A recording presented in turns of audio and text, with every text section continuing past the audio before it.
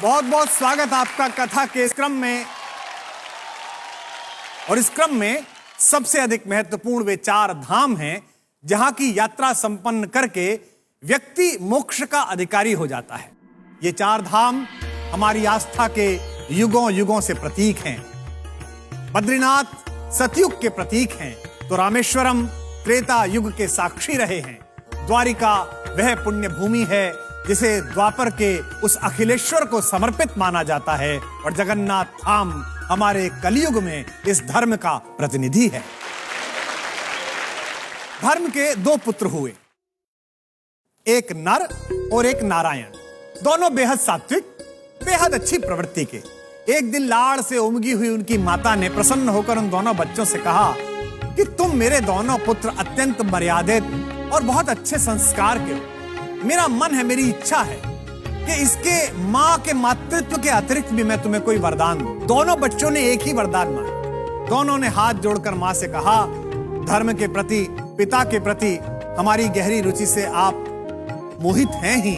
माता, आप हम दोनों को तपस्वी होने का वरदान दीजिए। मां हैरान हो गई क्योंकि जिन पुत्रों से इतना अधिक मोह था, जितना अधिक स्नेह है, जितना लाड़ है, अगर उन्हें तपस्वी होने का वरदान देती है तो वे तपस्या के लिए परिवार को, घर को छोड़कर चले जाएंगे। लेकिन वचनबद्ध माता ने अंततः पुत्रों के मोह को पीछे करके अपने वचन की पालना की और दोनों पुत्रों को परम तपस्वी, परम तेजवान होने का वरदान दिया।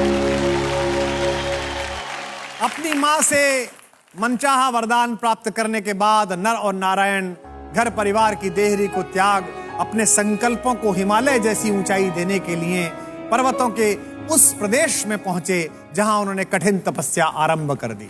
बद्रीनाथ वही पवित्र भूमि है जहां धर्म के उन यशस्वी पुत्रों ने सहस्रों वर्षों तक घोर तप किया है। जिस पर्वत पर नर ने तपस्या की वे इतिहास के शिलालेख पर नर पर्वत के नाम से अंकित हुआ और जिस पर्वत पर नारायण ने तपस्या की उसे आज भी हम नारायण पर्वत कहकर प्रणाम करते हैं। आइए अब बढ़ते हैं दूसरे धाम की ओर, यानी कि त्रेता युग का प्रतीक, भगवान की पुण्य लीलाओं का साक्षी वह रामेश्वर तट, जहां अनाचार के विरुद्ध एक तपस्वी के युद्ध का ऐसा उद्घोष हुआ कि विश्व आज भी उस आतताई के खिलाफ भगवान की उस भूमिका को दशहरा और दिवाली के रूप में मनाता है। अपने समय के सबसे अधिक पराक्रमी, बुद्धिमान, तेजस्वी और वंश परंपरा के समस्त गुणों के साथ अभिषिक्त होने वाले अपराधी रावण का वध करने के लिए भगवान मर्यादा पुरुषोत्तम श्री राम ने इसी स्थान पर शिवलिंग की स्थापना की थी। प्रभु ने श्री राम को विजय का आशीर्वाद दिया था और भगवान शंकर इस दुनिया में सत्य के लिए संघर्ष कर रहे हर संकल्प को सहारा देने की अवधारणा तब से लेकर आज तक दोहरा रहे हैं। आइए अब प्रस्थान करते हैं द्वारिका धाम की ओर। भूमि का वो पवित्र पावन हिस्सा जहां भगवान ने अपने सहकारी रूप को प्रकट किया और उसे राजधानी बनाया। कहते हैं कि भगवान श्री कृष्ण के आदेश पर महान महारथी वास्तुशिल्पी विश्वकर्मा ने द्वारिका को बनाया था और उसी द्वारिकापुरी में अपने शासन के कारण माखन चोर द्वारिकाधीश कहलाए। भगवान की राजधानी के बाद कथा के अंतिम पड़ाव में चलते हैं इस जग के नाथ स्वामी जगन्नाथ जी के धाम की ओर। इसे लेकर भी बड़ी रोचक कथा है। एक बार इंद्रद्युम्न नामक एक राजा के स्वप्न में भगवान श्री कृष्ण आए और उन्होंने कहा कि एक बड़े पेड़ के तने में मेरा विग्रह बनवाओ और इसे किसी सुंदर मंदिर में स्थापित करो। श्री कृष्ण तो स्वप्न में आग्रह करके चले गए पर राजा की नींद उड़ गई। उसे पूरे भारत में ऐसा कोई मूर्तिकार नहीं मिला कि जैसी मूर्ति उसने स्वप्न में देखी थी ऐसी निकाल सके। एक दिन राजा के द्वार पर एक बूढ़ा मूर्तिकार आया और उसने कहा, मैं ये काम करने के लिए तत्पर हूं, किंतु मेरी एक शर्त है। मैं प्रतिमा का निर्माण एक बंद कक्ष में करूंगा और प्रतिमा का निर्माण पूर्ण होने से पहले उस कक्ष का दरवाजा अगर किसी व्यक्ति ने खोला तो काम जहां पर है मैं वहीं पर रोक दूंगा। काम शुरू होने लगा।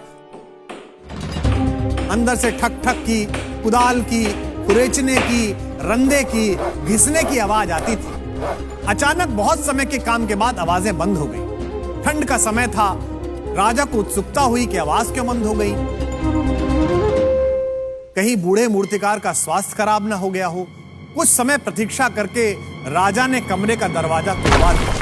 राजा जैसे ही अंदर पहुंचे तो अजीब चमत्कार था। मूर्तिकार गायब था और मूर्तियों के अधूरे बने हुए टुकड़े पड़े हुए थे।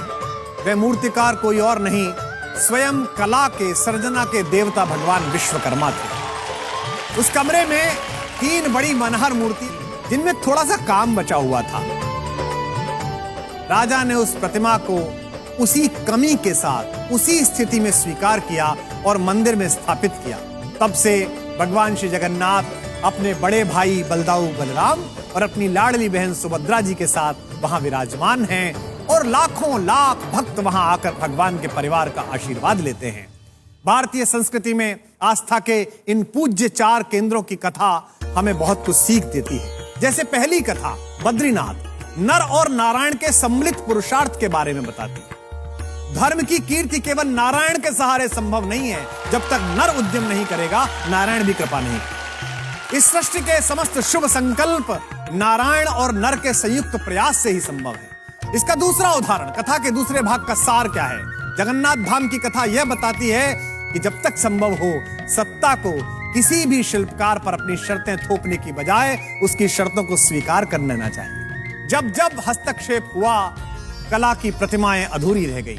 इसलिए हर सुंदर निर्माण की आशा रखने वाले राजाओं के लिए, हर बेहतर रचना की उम्मीद करने वाले समाज के लिए यह अनिवार्य है कि वे कला के साधकों पर अपनी शर्तें थोपने के बजाय पूरे सम्मान के साथ उन्हें उन्मुक्त वातावरण दे, ताकि उनकी कलाएं भी भगवान की तरह पूरे विश्व में आदर पाएं और युगांतर तक बची रहें। धामों के साथ परिचित होने पर एक और आवश्यक संदेश समझ में आता है। ऐसी मान्यता है कि सतयुग में धर्म के 4 पैर थे, त्रेता में 3 पैर हो गए, द्वापर में 2 बचे, यानी कि धर्म की संकल्पना क्रमशः डगमगाती गई। धर्म के प्रति लोगों में रुचि कम होती गई। कलयुग में तो धर्म केवल एक पांव पर टिका है, किंतु अगर ये पांव भी मजबूत है, ये पांव भी अगर भक्ति का है, तो फिर तुलसी बाबा का कहा सिद्ध हो जाता है, कलयुग केवल नाम आधार। आप नाम लीजिए और आपका काम होता है।